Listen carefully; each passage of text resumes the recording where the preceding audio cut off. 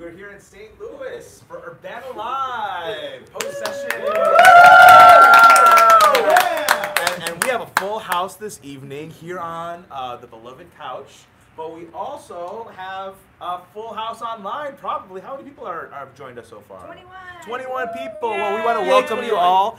We'd love for you all to say hello, where you're listening from. And for those of you who've been around regularly, you already have told us where you're from. So maybe just tell us where you're from again and where's home for you. But maybe also, what was the last meal you ate? So what was the last delicious thing you ate? Maybe it was a snack. Maybe it was breakfast. Some of you all had just had breakfast. Some of you just had lunch. Or some of you just had dinner. I don't know. It could be many things. But I want to introduce our wonderful, my wonderful panelists here. We'll start down here. And would you say your name, Sure. where is currently home for you, and kind of what's your ministry role, and what are you doing at Urbana? All right. Well, I'm Helen Lee. I am the Director of Marketing at InterVarsity Press. We are the group running the bookstore here at Urbana. So we have brought 1,000 titles for the delegates here to enjoy and read, hopefully. And share with others. So I'm part of the group who is running that store. I live outside of Chicago, and I don't remember what the other questions were, but we'll just keep going. Yes, yes. Hi everyone, my name is Christina, and I have 2 lives. So my one life has been the assistant bookstore manager, and I'm also on the ops team. And then my other life is I'm the assistant marketing manager at InterVarsity Press. So I originally grew up in Delaware. I can maybe be the first person you've ever met that is somebody from Delaware. It's a very small state. And then I've been out in the Chicago area for about 10 years now. So, hi. Hi, I'm Jonathan. I'm from Oxford, England, and I work for the International Fellowship of Evangelical Students, or IFES for short. And we support movements like InterVarsity in over 160 countries around the world. So every week we kind of share stories from different movements to show what's going on, what students are struggling with, how we can pray for them, what exciting initiatives they're up to. Hi, my name is Greg Howe. Work with InterVarsity Christian Fellowship as the senior assistant to the president, and I live in Chicago. Yeah, we thought that Greg did a great job. We invited him back for a second go around. Yes, or he did so poorly last time. We wanted him to redeem himself. Oh, public shaming by a fellow Asian American. So painful. Okay, Brittany has some things. Okay, so Greg's last meal was scalloped potatoes and ham and green beans. Oh, Greg. And Yina just had some cappuccino ice cream. Oh, that her roommate got Oh, for her. envious. Yeah. Well, good to see you again, Yina and Greg. We're friends from Maryland, Massachusetts, Nova Scotia, Wisconsin. So say hello. All right. Well, welcome everyone, and we'd love to hear from tonight's session. We had a beautiful session. I don't know if you saw the pre-show. I was dancing around like a fool, and so I kind of wiped myself out, but I think I've recovered. But what were some of your highlights? What were some ways God was speaking to you? What were moments of joy, of conviction? And so I'd love to hear from a few of you. What were moments that stuck out to you? I don't know. Jonathan, you want to give? Yeah, I just loved, and we had some worship in Indonesian tonight. We've had some other languages as well through the week, like Spanish, and French, Korean. So it's been great to see like people from lots of different countries being part of Urbana, and kind of Urbana kind of blesses them by inviting them here, but also they bless Urbana and the students here by sharing stuff from their culture.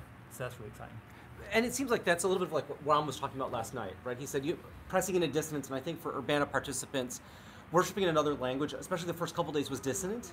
And I talked to a number of students and pastors who said, we're really having a hard time, and that was kind of the point, right? If you're struggling with worship here, you should press into dissonance if you're thinking about a global missions career. But also, I think as they press into the dissonance, they begin to say, there's something beautiful and stretching about having to pay attention to what I'm singing and paying attention to the God I'm singing to.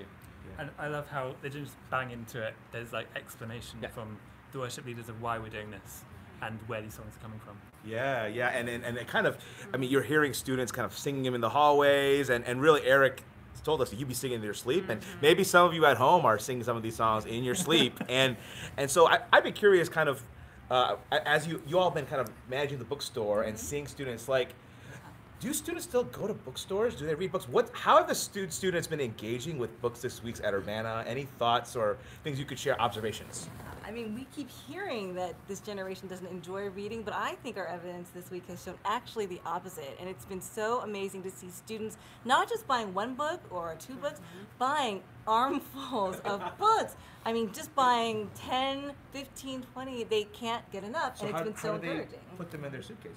That I don't know, but I just want to get the books in their hands. They can figure out the shipping on their own, but it's been really encouraging to see that.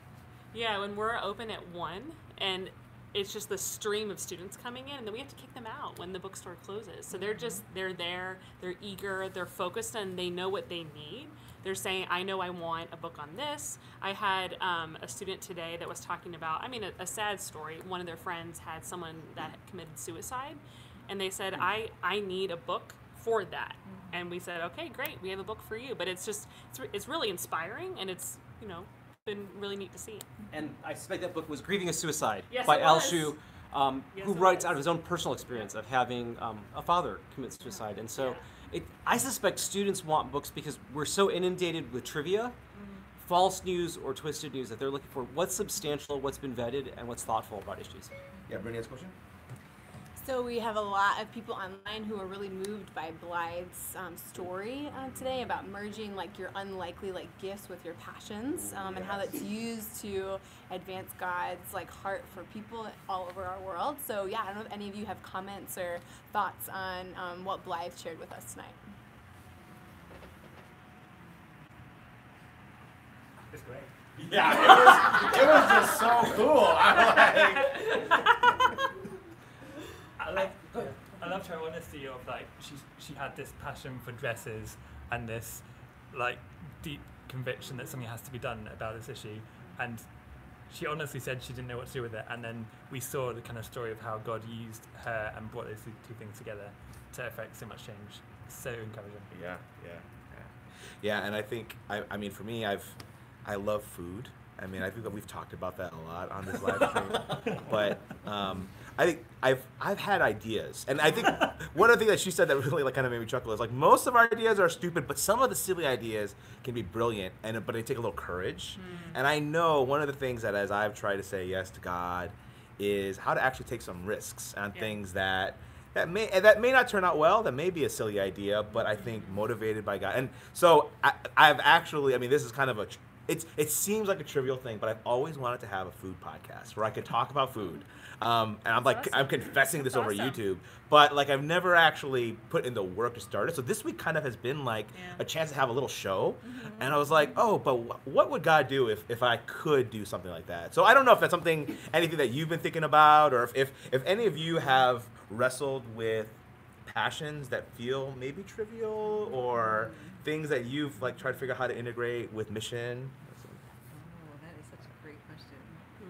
I have a secret dream, which I'm now going to confess on YouTube, just, with the folks who are watching. So I've always wanted to write fiction, always, and I've never had a chance to do that. But interestingly, here at Urbana, I've gotten a chance to connect with an old friend of mine who happened to also be here, and we just started sharing about this exact thing, about what our passions are in life. Turned out she wants to write fiction too, so we are now committed to keeping each other accountable. That's great. Very simple, achievable goal, 500 words a week. Well, we can do 500 words a week and just see what God will do with that. So.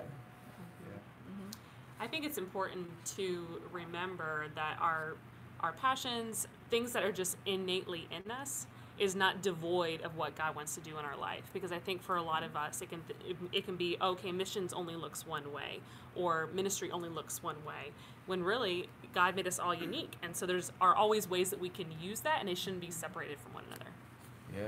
It reminds me a little bit of some of the things that I've noticed about this generation of students, since you'd asked. They want to bring all of their identities into play. So, we could laugh and the trivial, goofy parts of us, but that and ethnicity and gender and class and life experience, and that they're trusting God gave them all of that, and now they have to steward it. Some parts God might say you, food podcast, I'm going to use that.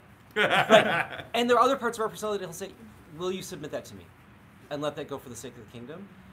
But I'm convinced the students who are I want to bring all of who I am to God and not hide that, and that's provoking fantastic conversations. Yeah. And I wonder, Jonathan, kind of in your experience with IFEs and working with students from different parts of the world, different movements, what are some of the ways that you're seeing like creative expressions of mission in IFEs or different IFEs movements?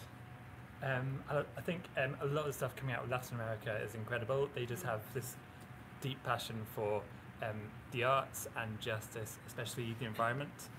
So like what happens in the environment really impacts their quality of life and their society. Oh. So they have lots of kind of creative stuff on campus using like building walls and getting students to participate and draw on things just to demonstrate the values and what God cares about and sharing the gospel with people.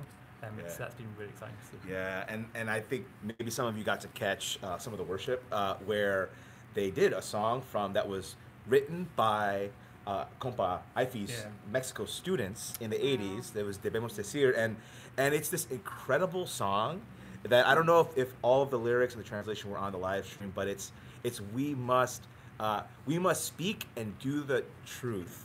We must love without condition. We must pray without ceasing. We need to win the university. And I was like, wow, I've never heard a song that's about campus ministry. But the reason why there's a song about campus ministry is because students who are campus ministry leaders wrote a song and then shared it across Latin America. So I had the privilege of getting to work with Melissa in Mexico, sing that song, and it was amazing because you had the Argentinians, the Bolivians, the Uruguayans, they all knew the song because they had shared it. And one of the things Melissa has encouraged me is like, what would it look like if American college students, Canadian college students actually said, we want to write songs about our own context using our God-given creativity and write songs that can actually be our corporate prayers of what we want to see God do on our campuses. And so, yeah, that was actually a big highlight moment. And then the Tenemos Esperanza, it's a song from Argentina, and it was just beautiful. It was just earth-shatteringly beautiful. I don't know if you... Yeah, it's like speaking straight into their kind of political situation. I felt with that song, it was like, it's not a song which I felt would come out of the UK. It felt like unique to their culture, but I think it spoke into our culture and we could resonate with it straight away. Yeah, well, and maybe kind of as we are kind of entering the home stretch of Urbana, and we've kind of, it's crazy that we only have one day left. Well, it feels both like it's very fast and very long. I guess that's what the best things in life feel. It's like time doesn't mean anything anymore. But I'm wondering, kind of as we zoom out, and maybe for some of you all who've been following us on our live stream, what are some kind of snapshots of Urbana that either have been significant for you, feel that's kind of representative of kind of where maybe kind of the missions kind of conversation, at least in North America, is, or just was personally very meaningful for you, or trends. I just want to kind of start to like process the last 4 days as we head into our kind of home stretch. Yeah, I think as a non-American coming in, just love the kind of passion for scripture and really getting stuck into Revelation this week through the plenaries and through like these big Bible study groups. It's been brilliant. Yeah. It was, I think we've talked about this before, but just how, wow, Revelation's awesome. And I think I definitely feel like that Revelation has been rebranded for me. And it's really been incredible how, even so I gave a seminar earlier this afternoon on actually the book Beyond Colorblind, and an InterVarsity Press book, an excellent book. But I just realized that a lot of my content, I'm like, whoa, this is all the book of Revelation about Jesus overcoming brokenness, overcoming evil, and being victorious. And I was like, wow, Revelation, and I hope it's come out in the live stream as much as it is done kind of in the building. Like, Revelation has really soaked through every aspect of this conference. And it makes sense because I was interviewing Lindsay Olsberg, who's one of our kind of directors of scripture engagement. And the thing that she pointed out to me that I actually didn't know is that the very first thing every Urbana does before they do anything is to actually pick the scripture passage. And so they picked Revelation. I don't know, Helen or Christina, any kind of snapshot moments for you? It's been really exciting to see how the students have resonated with the books. In particular, we had the book Anxious, that was the book of the day this week, and it seemed like that struck a nerve. Something about that book and the fact that it is speaking to a felt need that I think students have. Not just students, I think we all struggle with this issue of how to wrestle with our anxiety. I think it was very reassuring to know that they are not alone in that struggle, that we are all working through that, and there are resources to help when you're thinking about an issue like that. To see how the students responded to Dominique Gilliard's talk last night and how they're grappling with this issue of mass incarceration. I think for some students, it might have been the first time they understood the magnitude of the injustices that are happening in our country, and so to see them to respond the way they did by wanting. You were telling me about the artist sign. Well, I mean, the author signing. That was great. Yeah. Dominic had an author signing today that was unbelievable. There were people lined up well ahead of time to meet him and to talk with him, and he signed books for well over an hour. It was amazing, and that just spoke to me of how this generation cares. They care about justice. They care about making a difference in our particular context in here in the U.S. to try to do something about one of the largest issues of justice in our time. Yeah, and I think for me, the worship has been really, really powerful. And just I'm going through some personal struggles, in my other life. I feel like Urbana's been my life for a while, but in my other life. And, just as I'm worshiping, the songs are just so powerful where it's saying, God is mighty. All those images we talk about in Revelation. And then I saw a throne, him who was like the Son of Man, all these, that God is so powerful, you can't even fully describe, what he looks like and who he is. And it's just like, God's just been speaking to me. I have this. I have this. Nothing is too hard for me. I am in control. It's just something that has been really meaningful to me personally. So. Yeah. Well, Gina Ezel writes, I'm reading Rivers' Voice in the Wind, fiction that takes place in Rome primarily around 100 AD. I agree, our generation's life, and it goes on and on. So, talking about some fiction. Yeah. So, and then also, I think we've gotten a few requests to share book recommendations. And is there anything else you want to? Specifically about, so we have a few viewers wanting to know if there's any book recommendations around healing through trauma, particularly healing through having a loved one commit suicide. And then any potential books or resources around how you can embrace all of your identities and discover your gifts and your passions. So I don't know if our IVP friends have some suggestions for that, but. Yeah, well, it's great because we asked them to bring a couple book recommendations. So yeah, we love to kind of hear some of those topics, but any other book recommendations that you want to share? So in issues of dealing with trauma, we have one book in the bookstore called The Soul of Shame, which has been a fabulous resource, I think, for readers who have discovered that there is so much healing when we come to grips with this topic of shame, how shame can enfold us in ways that we don't even realize. The author is a neuropsychologist, and what he does with his book is he articulates exactly how we create these neural patterns in our brain that convince ourselves that we are worthless, that we are not valuable, that convince us that we are not worthy of God's love. And so this book is unbelievably healing to help us go back in time to see what have we done in our own minds, in our own mentalities, in the scripts we are telling ourselves that has convinced us of these lies that come from Satan, quite honestly, to disrupt us and to prevent us from being whole and flourishing. So that's a book I absolutely recommend to seek out in the bookstore. And we can help you find it. Come to us in the book info. Anyone with an orange vest has information on how to find any of these titles we're talking about tonight. Yeah. And then the one about passions, you raise your voice. Yeah, that's a good one. I actually happen to be holding that in my hand. This was not planned actually that you were going to ask this question, but you were going to say that, so that's great. Yeah, so do you want to go for it? You were raise your okay, I'm going to raise my voice. So Kathy does an excellent job. She's actually a staff author that we're blessed to have, and she talks about her own journey of realizing that she wasn't really using her voice and wasn't using her voice really in the fullness of who God had made her to be and her ethnic identity and her gender and all that kind of stuff that Greg already talked about, that bringing all who you are. So that one in particular is one that we're really excited about. It's been, making an impact, and actually even a lot of groups to kind of figure out okay, where do I fit in this world and how do I operate in the world with who I am, individually. So that's a good one that I'm thinking about right away. So. Yeah, Kathy was visiting us at our InterVarsity bookstore team meeting this morning, and she was talking about how groups of people really are enjoying working through this together.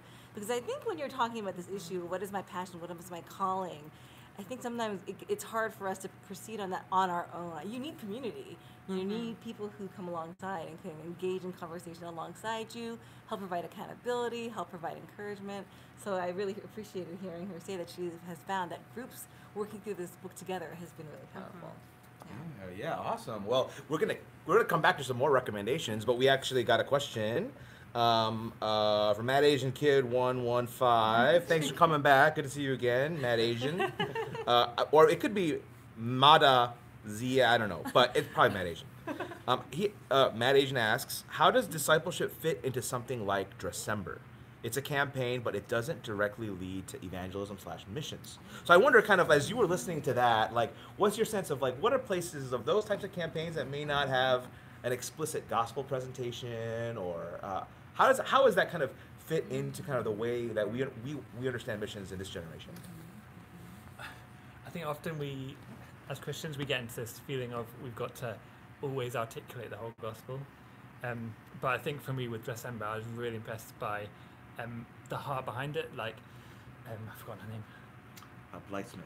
Blythe Smith. She like really cared, and that care doesn't come from anywhere else than the heart of God.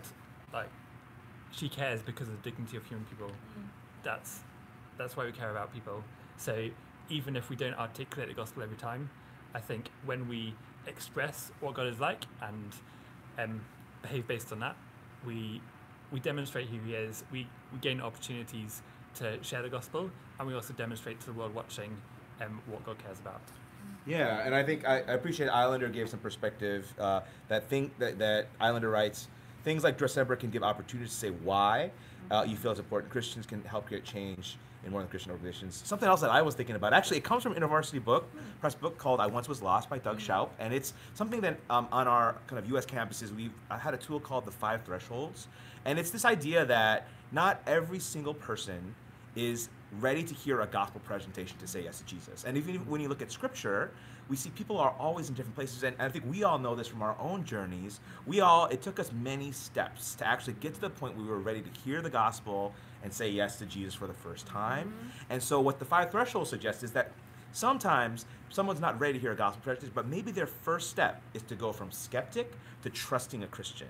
And maybe from trusting Christian to actively seeking God. And then from seeking God to actually saying yes to God. And really it's those who are at that point, that's when God orchestrates that moment where they hear a clear gospel presentation, they say yes to Jesus. And I think one of the exciting things like Dressember and others these is saying, wow, people that have these stereotypes of Christians or maybe have been hurt by the church, they can see a movement like Dressember and say, whoa, maybe my views of Christianity and God have been different, and I want to learn more. So, that's one of the books that I think comes to mind.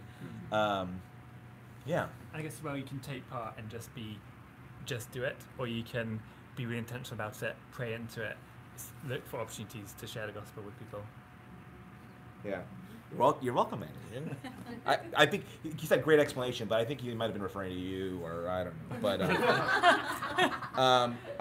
Becca Buchanan wants to know any thoughts on the book Do Hard Things? I'm not sure if I know that book. Do you know that book? I do. Okay. So that's a book that I haven't read it, but I have bought it for my son.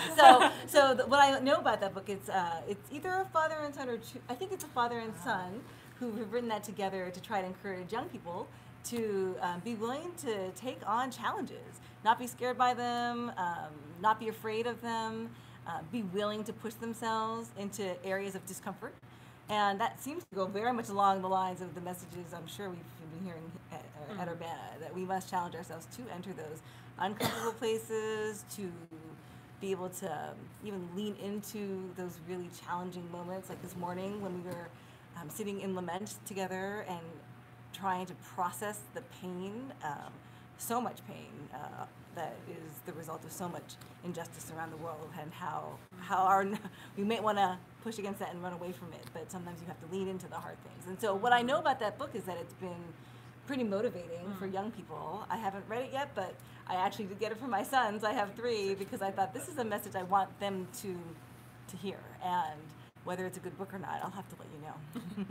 Well, and one of the things I think Jonathan, since we have you here, one of the things we've been thinking about is how can we help our participants grow in becoming global Christians, and not just kind of provincial, thinking about my own people, my own culture, my own things. And I think one of the exciting things about what you do in your office is kind of connect with movements around the world. So I'm wondering, for us, and maybe for those at home, what are some ways that we could kind of get plugged in to like actually expand our view of what God is doing around the world?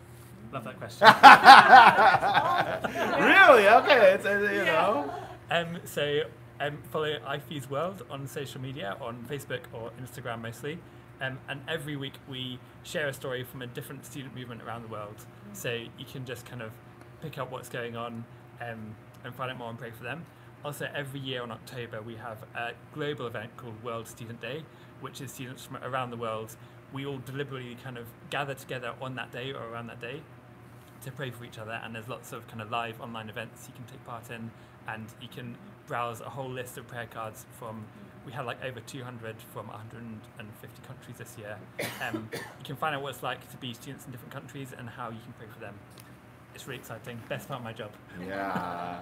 Well, and it's just, I feel like it's quite an honor that, you know, I was a student in InterVarsity USA, and little did I know that we get to be part of a larger family of fellowships from around the world. And so getting to pray for my brothers and sisters in Nigeria and NIFES as their ministry to their college campuses. And I think probably this week we've just been so blessed by Compa, our brothers and sisters in Mexico, because Melissa's leadership, and I think you all have been blessed by her leadership as well, in terms of actually like all these wonderful gifts that our brothers and sisters in Mexico and their college ministries, that we can learn and grow from them. And I just think it's so cool that really the love of God crosses national borders and boundaries, and we could celebrate that here at Urbana. So I'm wondering, maybe to go into more book recommendations, like what are maybe some of the best books that you would recommend for someone who wants to learn more about the world or grow more in understanding the world, whether our live stream or our students?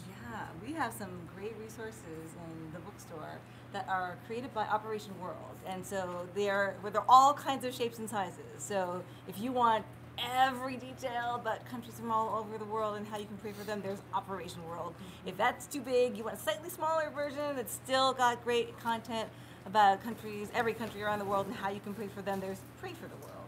And our brand new book, I wish I had it to show you because it's such a fun book, is Window on the World, that is specifically designed for children.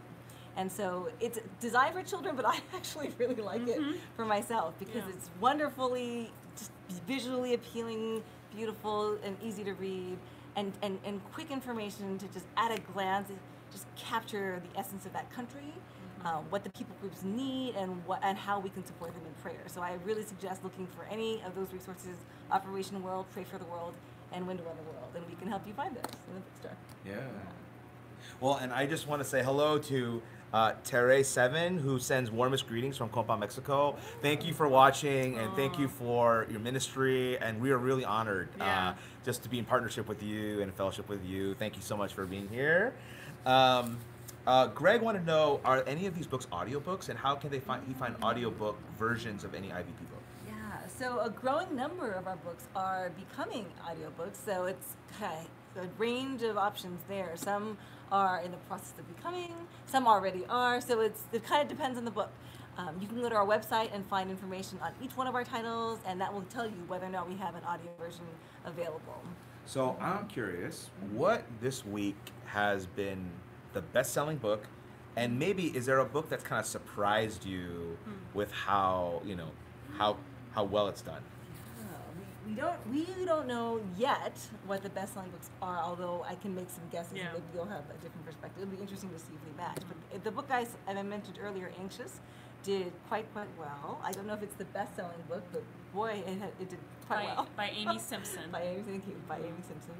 That did really well, as far as I know. And again, Rethinking Incarceration, which I also mentioned earlier, did well. But the books of the day are doing wonderfully well. Maybe a non-book of the day that's really kind of come up. Yeah, go ahead. Liturgy of the Ordinary. That's a really good one. I was standing at the checkout line yesterday, and almost every student I saw Liturgy of the Ordinary in their stack. I was like, yep, it's still going. That's gonna be a classic for sure. What's another one? Yeah, the book you mentioned, I Once Was Lost, I know that we don't have any more in the store, Yeah. so that Sold out. is an evangelism resource that people have really particularly enjoyed and resonated with. The Spiritual Disciplines Handbook. There's been a lot of students getting that book. Yeah, that's like anything you can ever know about spiritual disciplines. So it's one of those they know that they want that for their shelf to reference, for a long time. We heard that Theology Gram sold out today. Theology which is a Gram. really Oh, I fun- wanted to go I get that know. tomorrow. That's a really fun one. You can get it on ivpress.com/Urbana Books at the Urbana discount. So definitely check it out. It's a really fun whimsical book. That's a very visual book. Has fun diagrams and pictures and inside jokes about theology that everyone can appreciate. So it's a great way to learn about theology. It's a new area for you. A great way to learn about God through pictures and diagrams that are also humorous at the same time. So. Yeah. And so Becca asks if, the book that we were talking about is a Spiritual Disciplines Handbook by Adele Calhoun, but Celebration of Discipline by Richard Foster is also great, Right. and it's also in the bookstore, and you really can't go wrong with that. Yeah. Wow. Well, it's already 10 o'clock here. We've had a good time. Is there any other things here? Well, as much as we like to stay late, actually, what would really be nice now at this time of the evening is like to go out for pizza together. That would be really, I really wish that we could all just go out, enjoy some pizza together. If enough people like it, does that mean? Yeah. Or maybe you can bring some pizza, or maybe tomorrow. Oh, I got an idea. Wait, tomorrow. Oh, tomorrow's New Year's. Okay, so we're gonna have a lot of fun tomorrow on New Year's. We will go back tomorrow. We will live stream our pre-session and our post-session. We got also some good things. I think we're trying to plan a couple things for our last day, so stay tuned for that. I want to thank you all for subscribing to our YouTube channel. We want to encourage you to keep subscribing. Make sure you get our notifications. We got some really great vlogs up. If you want to get kind of an inside look at the conference, Brittany and Justin, they did a tour of some of the ethnic lounges and a tour of prayer ministry, and they're just kind of little fun videos. And we've been doing I've been doing a ton of interviews with different speakers that we're going to try to start editing and getting up, that just to give you a little bit more kind of insight from Renee, from Lindsay Olsberg, who's kind of been managing all the scripture, from Nigel Pollack, the president of Ivy Canada. So more of that was on our YouTube channel. So subscribe, like this video, share with your friends, and we're looking forward to seeing you tomorrow morning. Our pre-session begins. What time does our pre-session begin at? 10:15. 10:15 a.m. and 10:45. We're sorry, 10:45. It's getting late in the night, and so we just want to thank you for joining us, and thank you for contributing your comments and your questions. It kind of feels like a little family here at Urbana Live, and so I want to thank our guest. Greg had to step out; he needed to run, but we want to thank you all for joining us and being part of our little couch family. So thanks, guys. Have a good night or good morning.